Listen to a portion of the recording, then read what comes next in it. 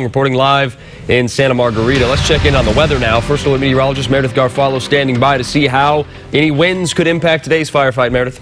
Well, as they were just mentioning, we are seeing the conditions this morning a lot favorable for those firefighters. The humidity is up, which means there's a lot more moisture in the air. The winds are at 8 miles per hour. This is a little breezier than yesterday, but we have no gusts as of right now. And temperatures are in the 60s. That's down from the 80s and 90s that we saw yesterday. So this is the time that those firefighters can be out there and be making a big difference. As far as the forecast goes for the rest of the day, we are going to see those winds later this afternoon get gusty up around 15 miles per hour. But these winds are going to be more out of the west-northwest today. That's a good thing because Santa Margarita is to the north of where that fire is. So those winds will be blowing away from the city. And we're also going to be hoping they make good progress because the relative humidity will be a lot less this afternoon, which means it's going to be even drier conditions than we saw yesterday at the hour. And we're also going to see those temperatures in the 80s and 90s. So the heat and the low relative humidity and the winds are not going to be good for this afternoon. Here's a couple photos to show you. This first one is from Grover Beach. This was overnight into Tuesday early morning.